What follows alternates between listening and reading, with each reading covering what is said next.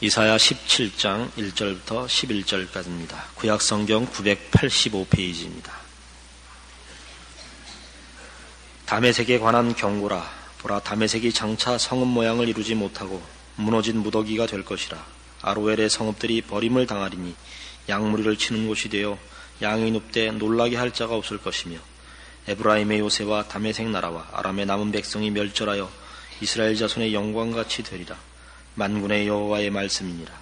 그날에 야곱의 영광이 쇠하고 그 살찐 몸이 파리하리니 마치 추수하는 자가 곡식을 거두어 가지고 그 손으로 이삭을 벤 것 같고 르바임 골짜기에서 이삭을 준 것 같으리라. 그러나 오히려 주울 것이 남으리니 감람나무를 흔들 때에 가장 높은 가지 꼭대기에 실과 2-3개가 남음 같겠고 무성한 나무의 가장 먼 가지에 4-5개가 남음 같으리라. 이스라엘의 하나님 여호와의 말씀이니라. 그날에 사람이 자기를 지으신 자를 쳐다보겠으며 그 눈이 이스라엘의 거룩하신 자를 바라보겠고, 자기 손으로 만든 단을 쳐다보지 아니하며 자기 손으로 지은 아세라나 태양상을 바라보지 아니할 것이며, 그날에 그 견고한 성읍들이 옛적의 이스라엘 자손 앞에서 버림받은 수풀 속의 처소와 작은 산 꼭대기의 처소 같아서 황폐하리니, 이는 내가 자기의 구원의 하나님을 잊어버리며 자기의 능력의 반석을 마음에 두지 않은 까닭이라. 그러므로 내가 기뻐하는 식물을 심으며 이방의 가지도 이종하고 내가 심는 날에 울타리로 두르고 아침에 너의 시로 잘 발육하도록 하였으나 근심과 심한 슬픔의 날에 농작물이 없어지리라. 오늘 이사야 17장은 북왕조 이스라엘과 아람의 멸망을 예언하고 있습니다. 이 둘이 묶여서 멸망을 예언받고 있는 것은 이 두 나라가 아수르에 반대하여 군사적 동맹을 맺은 나라이기 때문이기도 하고, 더 깊은 뜻으로는 하나님의 선민인 이스라엘이 하나님을 외면하고 아람과 손잡고 세상적인 정치, 경제, 군사적 안정을 구하려다가 파멸의 길로 스스로의 운명을 재촉하고 말았다 하는데 그 뜻이 있습니다. 다메섹에 관한 경고라 하는 다메섹은 아람의 수도이고 북왕조 이스라엘의 수도는 사마리아입니다. 오늘 본문 3절에서는 북왕조 이스라엘을 에브라임이라 부르고 있습니다. 북왕조 이스라엘을 에브라임이라 부르는 것은 북왕조를 구성하고 있는 10지파 중에 가장 큰 지파가 에브라임 지파이며, 북왕조를 시작한 여로보암 왕이 에브라임 지파 사람인 탓입니다. 원래 이스라엘 12지파 중에 가장 수적으로 크고 강성한 지파는 에브라임 지파였습니다. 그러나 하나님께서 이스라엘의 왕을 유다 지파 다윗으로 말미암아 그 왕권을 약속하셨고, 그런 면에서 에브라임 지파는 사실 마음에 적지 않이 불만을 갖고 있었습니다. 솔로몬 때에 이르러 솔로몬이 성전을 짓고 또 왕궁을 짓느라고 백성들이 고단해졌죠. 솔로몬이 죽은 이후에 그 아들 르호보암에게 12지파의 원로들이 모여서 좀 국민들의 피로를 덜어달라고 부탁을 했습니다. 그러나 르호보암이 그것을 거부하는 바람에 유다 지파와 베냐민 지파를 제외한 10개 지파가 따로 북왕조 이스라엘을 분리하여 시작하게 됩니다. 이런 외적인 이유 외에 더 근본적인 이유는 솔로몬이 많은 정치 외교적 차원에서의 그 정략적 결혼을 했는데, 그 둔 많은 후궁들, 외국에서 온 후궁들이 자기네 나라에서 섬기던 우상을 가지고 들어와서 왕궁으로부터 우상 숭배가 전국으로 퍼져나가게 되었습니다. 이 일로 인하여 하나님이 선지자 아히야를 통하여 여로보암에게 새 나라를 약속하셨고 실제로 그렇게 건국이 되었습니다. 이 여로보암이 에브라임 지파 사람이고 그래서 북왕조는 에브라임이라는 명칭을 간혹 별칭으로 받기도 합니다. 여로보암은 그러나 자신을 왕으로 세운 하나님의 뜻을 지켜내지 못합니다. 여러분 집에 가셔서 열왕기상 11장부터 오늘 여러 장을 좀 읽어보시기 바랍니다. 거기에 보면 하나님이 아히야를 보내어 여로보암을 왕으로 삼을 때 솔로몬의 실정, 특별히 그의 종교적, 신앙적 실패를 지적하시고 여로보암에게는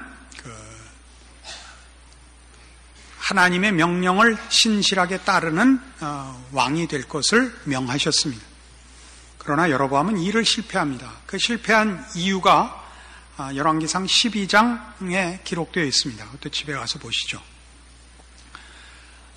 여로보암이 왕이 돼서 가만 생각을 해보니까 이스라엘은 신정국가고 1년에 몇 차례씩이나 종교적 절기를 지켜야 하는데 그 종교적 절기를 지킬 때에는 성전에 모이도록 되어 있습니다. 근데 하나님의 성전은 예루살렘에 있고 북왕조 이 백성들이 그 절기를 지키기 위하여 남왕조 유다에 가게 생겼거든요. 그러면 백성들이 생각할 때 이 성전이 있고 거기서 다스리는 왕이 진짜 왕이고 자기는 우습게 볼 위험이 있다고 생각을 해서 단을 두 개 제단을 만듭니다. 베델과 단에다가 제단을 쌓고 성전을 대신할 제단을 쌓고 거기 금송아지를 만들어서 우상을 섬기게 합니다. 그래야 북왕조 이스라엘로 하여금 하나님을 섬기는 대신에 이런 만들어 세운 금송아지를 섬기고 그 종교적인 그 행사들을 거기서 대신 치르도록 하는, 말하자면 치명적인 신앙적 실수를 저지릅니다. 이 일로 인하여 여로보암은 그 아들 때 군대 장관 바사에 의하여 그 왕권이 끊어집니다. 그 아들이 왕으로 있을 때 군대 장관 바사가 왕위를 찬탈하고 대신 왕이 됩니다. 이 바사가 이런 쿠데타를 일으키는 배짱은 어디서 오느냐? 하나님이 예후라는 선지자를 보내요. 여로보암의 왕권을 끊고 새로운 왕권을 허락하셨기 때문입니다. 그러면서 그때도 여로보암에게 했던 것처럼 그 실패를 답습하지 말라고 가르칩니다. 그러나 바사도 실패합니다. 그래서 바사의 아들 때 부하 중에 한 장수인 시므리가 반역을 하여 그 왕권을 끊고 그 가족을 다 죽이고 왕이 됩니다. 그러나 시므리는 군대와 백성의 지지를 받지 못해서 7일 만에 그 왕위를 빼앗기고 당시 군대 장관이었던 오므리가 왕권을 얻게 됩니다. 그래서 그 유명한 오므리 왕조가 탄생합니다. 여로보암의 실패 때에도 하나님의 그 심판이 그 가문이 끊어지는 그런 아주 엄한 심판을 받고, 바사도 그 심판을 받을 때 그 모든 남자가 가족 그 문중의 남자뿐만 아니라 친구들까지도 다 죽는 그 심판을 받습니다. 그리고 이제 오므리 왕조까지 오는데, 오므리 왕조가 중요한 것은 이때에 북왕조 이스라엘이 가장 군사적으로, 정치적으로, 경제적으로 왕성한 때라서 아수르의 기록에, 아수르의 그 역사 기록에는 이스라엘을, 북왕조 이스라엘을 오므리의 집 또는 오므리의 땅 이렇게 표현할 만큼 오므리는 유명한 북왕조의 그 왕권입니다. 이 오므리는 그런 군사적, 정치적, 경제적 번영을 위하여 두로와 동맹을 맺습니다. 두로는 지중해 연안에 있는 항구 도시고 정략적인 결혼을 하여 군사적인 안정과 경제적인 이익을 얻어 북왕조 이스라엘을 세상적으로는 부욕해 한 왕입니다. 그가 정략적으로 결혼을 시킨 그 상대방 두로의 왕 딸과 자기의 맏아들 아합이 역사상 유례가 없는 이스라엘의 대표적인 악왕 부부가 됩니다. 아합과 그 아내 이세벨은 성경에서는 최고의 하나님의 분노를 자아낸 악한 왕으로 등장을 합니다. 그래서 이 북왕조는 처음 시작부터 여로보암에서 그 대표적인 악왕 아합으로 대표되고 끝까지 그렇습니다만은 어느 한 왕도 하나님 앞에 신실한 신앙을 지키지 못했고, 그래서 결국 아수르에 멸망할 때까지 하나님의 진노 속에 그 나라의 역사를 보냅니다. 그래서 이 이스라엘의 실패를 논하거나 또는 누구의 신앙적인 잘못을 평할 때는 여로보암의 길, 아합의 길이라는 표현을 씁니다. 그가 여로보암의 길과 아합의 길로 갔다. 그런 것은 최고의 불신앙의 길을 걸은 것을 표현하는 성경적인 표현이 되었습니다. 오늘 우리가 살펴보려는 것은 이런 실패가 우째 일어났느냐 이겁니다. 그들은 분명히 자기네가 왕권을 위임받을 때 하나님이 선지자를 보내요. 내가 네 앞에 있던 왕권을 멸하고 너한테 이 왕권을 주는 이유가 저들이 내 앞에 범죄했기 때문에 내가 저들을 멸하고 너한테 주는 것이다 라고 해서 얻은 자들입니다. 그러나 동일한 실패의 길을 갑니다. 또 그 다음도 그렇고 그 다음도 그렇고 북왕조 이스라엘 전 역사에 걸쳐서 이 실패는 계속되고 결국 나라가 망하기까지 그 역사가 회복되질 못하고 그 길로 치닫고 맙니다. 이 일이 우리에게 주는 교훈은 자명합니다. 우리 개인의 신앙에 있어서나 우리가 몸담고 사는 나라에서 가장 중요한 운명의 결정자와 원인은 하나님 한 분이라는 사실입니다. 이렇게 얘기를 하면 간단하죠. 저 여로보암 같이 미나게 굴지 말고 저 바사 같이 굴지 말고 저 아합 같이 굴지 말자. 이건 쉽습니다. 근데 그러지 많은 일은 굉장히 어렵습니다. 저는 믿는 가정에서 태어나서 평생을 신앙생활하는 환경 속에서 자랐습니다. 예전에는 제가 말하는 예전에는 한 60년대를 말합니다. 춘계 대부흥회와 추계 대부흥회가 있었습니다. 1년에 2차례씩 부흥회를 하곤 했습니다. 그러면 유명한 목사님들을 모셔다가 일주일 동안 새벽 기도, 오전 성경 공부, 저녁 집회 이렇게 하루에 3차례의 모임을 가지고 열심히 있는 성도들은 교회에서 아예 숙식을 하면서 이렇게 신앙 훈련과 또 정말 새로운 신앙의 전기를 갖곤 했습니다. 지금도 기억나는 그 예전에 오신 유명한 목사님들의 설교의 공통점은 이것이었습니다. 아브라함의 신앙을 본받자. 다니엘 같은 믿음을 갖자. 요셉 같은 신앙인이 되자. 이것입니다. 우리가 잘 아는 믿음의 영웅들이죠. 100살에 얻은 아들도 하나님께서 바치라 하자 기꺼이 바친 아브라함이나 사자의 굴에 들어갈지언정 하나님을 배반하지 않은 다니엘의 믿음이나 억울한 옥살이와 노예 생활을 했지만 하나님의 말씀을 붙잡고 승리한 요셉이나 다 믿음의 영웅들이고 우리 모두 그들을 잘 알고 있고 누구나 마음속에 그들과 같이 될 소망을 갖고 있는 우리의 믿음의 한 영웅이요, 목표요, 대표적인 사람들입니다. 그러나 제 의문은 이것이었습니다.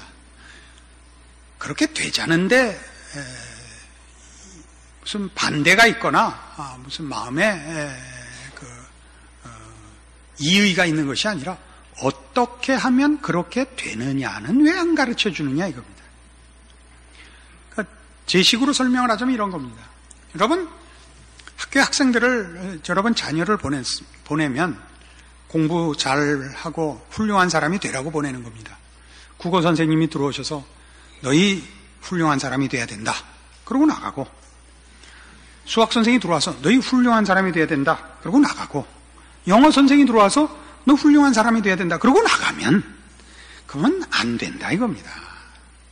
훌륭한 사람이 될 마음은 모든 신자가 갖고 있는 공통적인 소원입니다. 어떻게 해야 훌륭한 사람이 되느냐는 그러나 뜻밖에도 설명되어 있지 않습니다.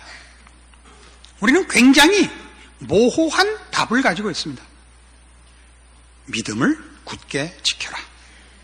기도를 열심히 해라. 이런 식으로 대단히 모호한, 아까 국어 선생님이나 수학 선생이 한 식의 훌륭한 사람이 돼야 된다만 있지, 실제적인 훌륭하게 되는 어떤 과정도, 어떤 내용도 구체적인 도움은 좀 못 받았습니다. 제 경우는 그렇습니다. 그래서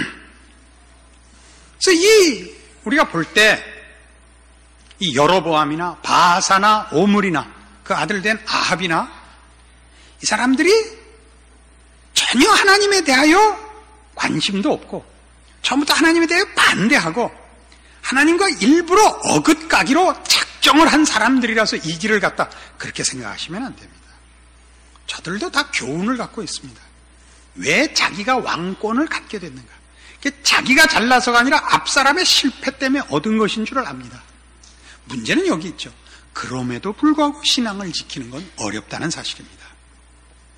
마음에 소원이 있고 무엇이 옳은 줄 아는 것으로 사람이 옳아지는 것이 아니라 옳은 길을 가는 데는 갈등과 고민과 연습과 눈물과 인내와 피 흘린 노력이 있어야 된다, 그런 얘기입니다. 시편 119편에 가보십시다. 구약성경 889페이지, 시편 119편은 성경에서 제일 긴 장으로 176절이나 되는 아주 긴 장이며 하나님의 법을 찬송하는 어떤 훌륭한 신앙인의 고백입니다. 1절부터 보죠. 행위 완전하여 여호와의 법에 행하는 자가 복이 있으며 여호와의 증거를 지키고 전심으로 여호와를 구하는 자가 복이 있도다. 실로 저희는 불의를 행치 아니하고 주의 도를 행하는도다. 주께서 주의 법대로 명하사 우리로 근실히 지키게 하셨나이다. 내 길을 굳이 정하사 주의 율례를 지키게 하옵소서. 내가 주의 모든 계명에 주의할 때는 부끄럽지 아니하리다. 내가 주의 의로운 판단을 배울 때는 정직한 마음으로 주께 감사하리다. 내가 주의 율례를 지키오리니 나를 아주 버리지 마옵소서. 이렇게 읽어보면 우리 맨 처음 떠오르는 생각이, 맞다, 하나님의 법대로 살아야 된다. 하나님의 뜻과 일치되는 삶을 살아야 하고 그게 복이다. 그 도를 어기면 그게 벌이다. 이거 우리 다 아는 것입니다. 성경을 자세히 보시면 신앙에 대한 그 성경의 교훈들이나 가르침이 그렇게 간단하지가 않습니다. 그렇게 간단하지 않다는 건 인간이라는 존재가 정답을 그렇게 쉽게 따르는 존재가 아니라는 것입니다. 인간은 보다 기묘하고 복잡한 존재이고 그 신앙 생활도 그렇게 쉽지가 않습니다. 왜냐하면 죄도 간단한 죄를 갖고 있지 않기 때문입니다. 인간이 가진 죄는 상당히 머리큐가 높습니다. 그래서 신앙도 상당한 실력으로 동원하지 않으면 우리의 죄성과 세상의 이 죄악된 유혹들을 극복할 수가 없습니다. 그런데도 우리는 어떤 식의 처방만 갖고 있냐 하면 기도해라, 믿어라, 이런 모호한 해답만을 갖고 있습니다. 성경이 그러고 있는 것이 아니라 이게 제대로 밝혀지지 않은 탓에 그런 것으로 간주됩니다. 그래서 이 시편 119편은 가만 보면 41절에 한번 보실까요?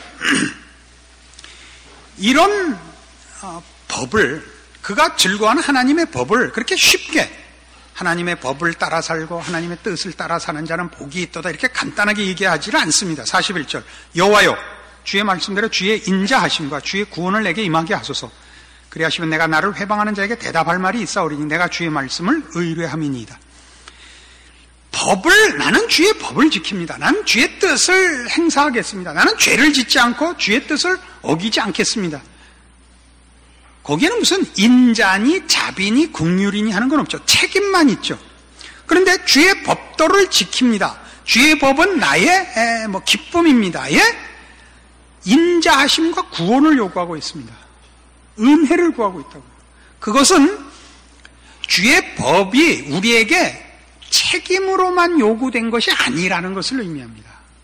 책임으로만 요구된 것이 아니라는 것은 우리의 신앙 행위를 정답만 알면 할 수 있지 않다는 얘기입니다.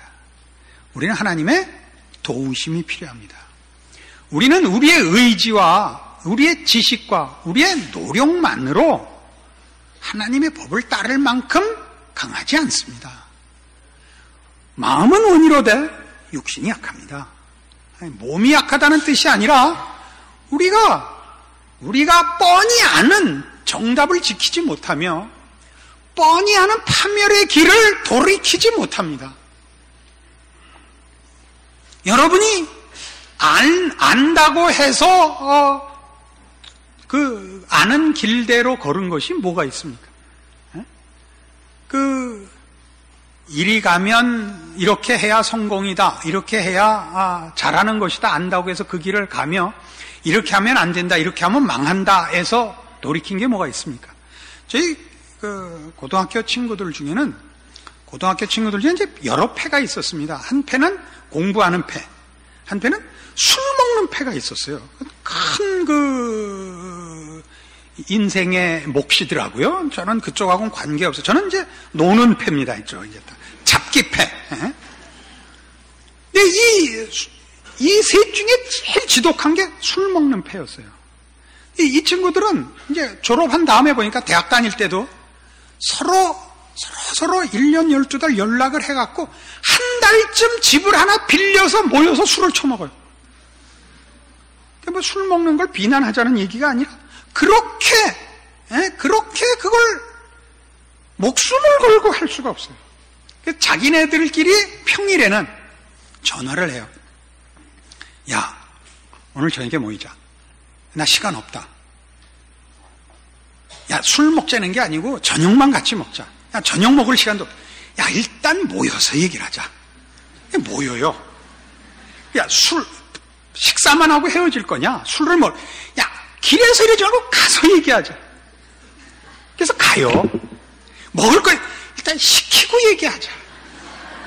결국은 밤을 새우고 처먹어요. 다음에 또 같은 일을 반복해요. 그러니까 저들이 그런 실갱이를 하는 거는 저들도 이렇게 먹어서는 안 되겠다를 아는 거죠.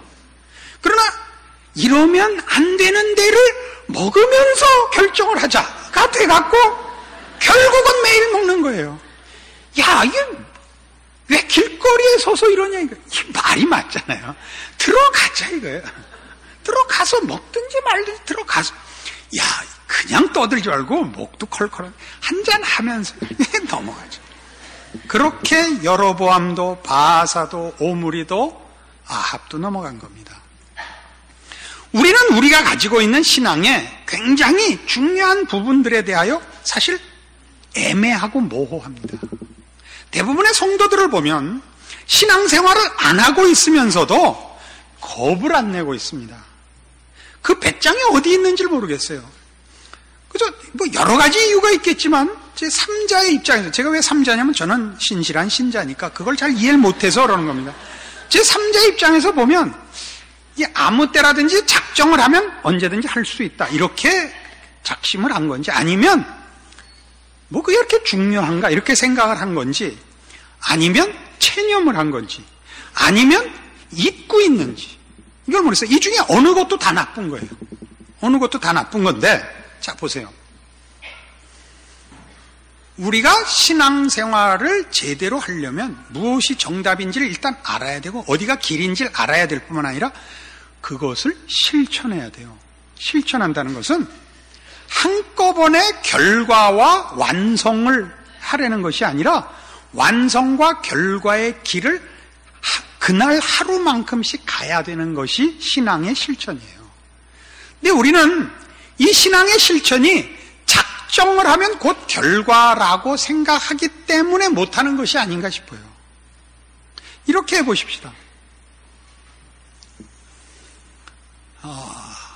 우리나라에 그 전설적인 도박꾼이 있습니다. 고니라는 사람인데, 여러분은 잘 모르실 거예요.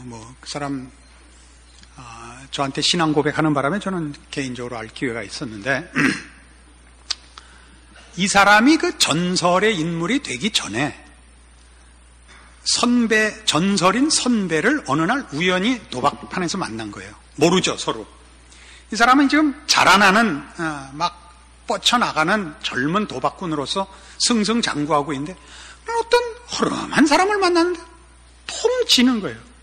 속임수를 치면 상대방이 더 위에 걸 갖고 있고, 속임수를 안 쓰면 안 쓰는 대로 지고, 이게 당할 재주가 없는 거예요.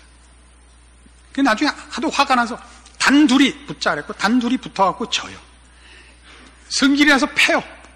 너 뭐냐? 정체가 뭐냐? 그러다가 그가 그 전설로만 듣던 광개토 대왕이라는 걸 이제 알게 된 거예요. 그 이제 잘못했다고 빌고 정식으로 물어요. 제가 왜 졌습니까? 저는 무엇이 부족합니까? 그러자 그 선배가 이렇게 가르쳐줘요. 돈을 딸려면 상대방의 마음부터 따라. 아까 3부 때는 이러니까 다 적던데.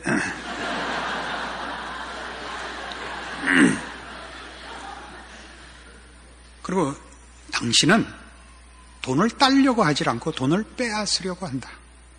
그리고 갔어요. 이 사람이 그 말에 이제 도움을 받아 대오각성하여 그 유명한 장수왕이 된 겁니다, 이제.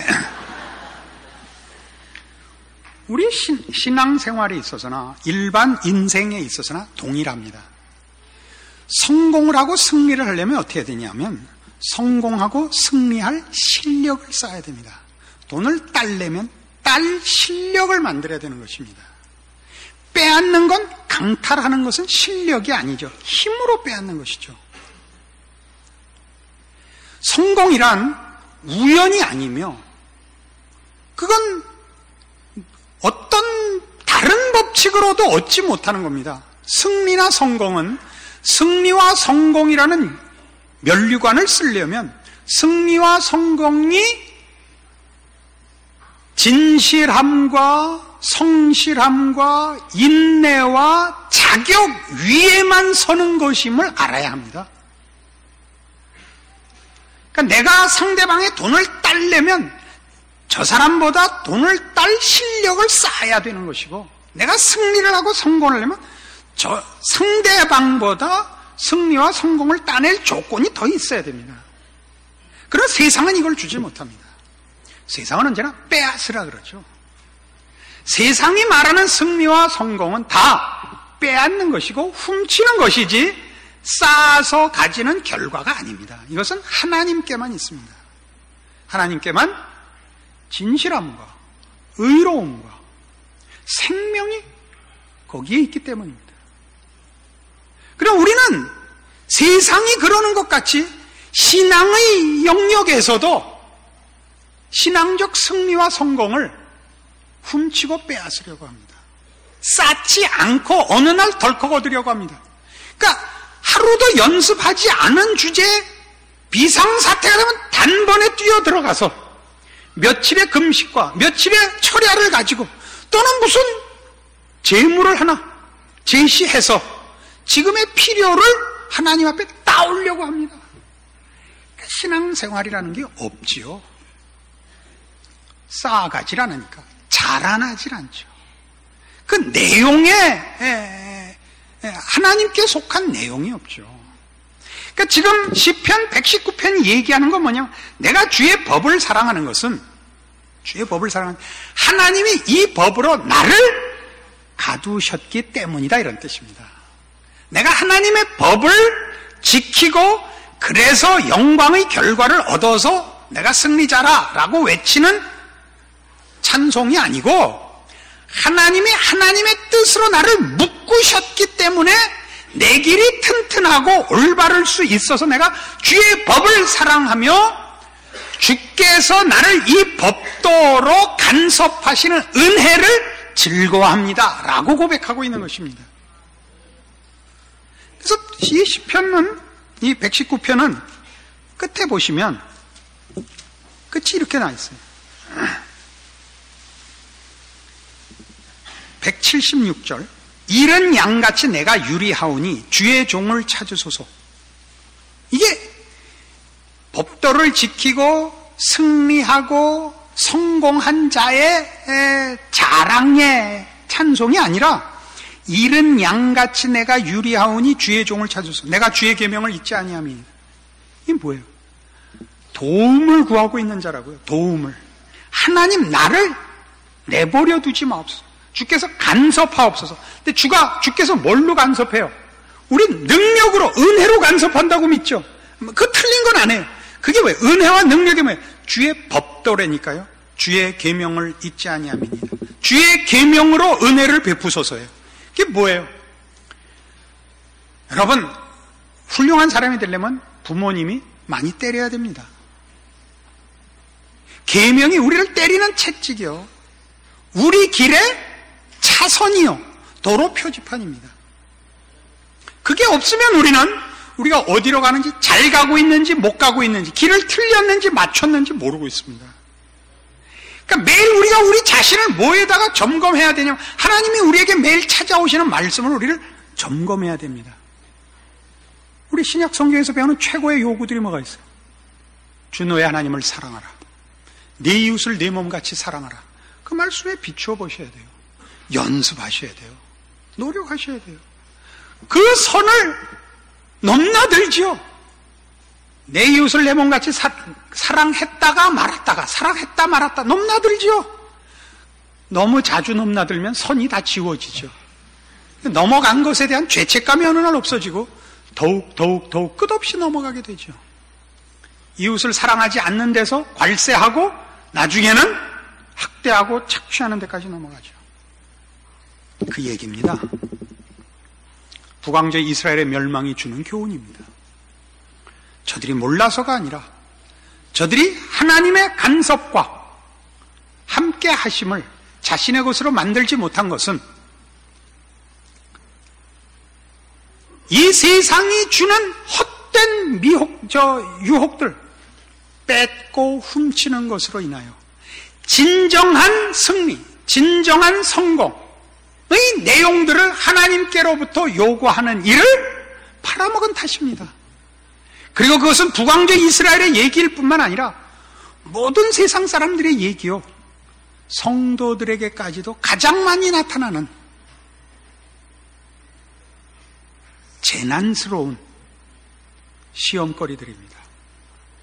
여러분이 여러분의 신앙생활을 잘하지 못하면, 여러분이 무슨 여로보암 같고 아합 같겠습니까마는, 그러나 그렇다고 여러분이 무슨 다윗이고 모세인 것은 아닌 이유가 어디 있느냐? 여기에 있습니다. 여러분 각자의 신자된 여러분의 존재와 여러분에게 허락된 인생과 여러분이 몸담고 있는 이 한 시민으로서의 책임을 신자로서 수행해야 될 그 내용을 어디서 찾을 것이냐? 어떻게 확인할 것이냐? 하루하루를 신자로서 무엇을 책임지며 어떻게 점검하고 갈 것이냐?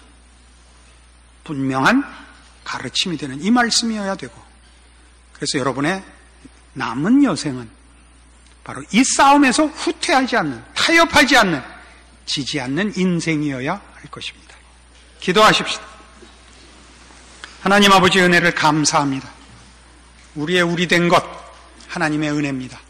하나님의 자녀답게 살도록 우리로 매일 주의 말씀으로 가르치시며 지키시며 울타리를 치시며 또 우리를 힘있게 끌어주시옵소서.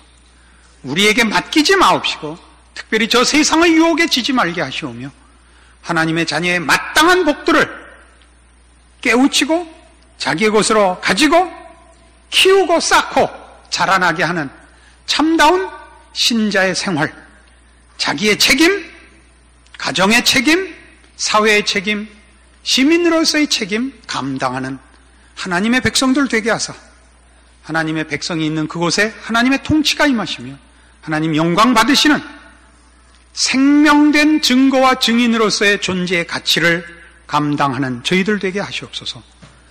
지금은 우리 주 예수 그리스도의 은혜와 하나님 아버지의 극진하신 사랑과 성령님의 교통하심이 하나님의 자녀된 책임을 다하리라 말씀으로 약속하고 돌아가는 심령들 위해 영원토록 함께 있을지어다. 아멘.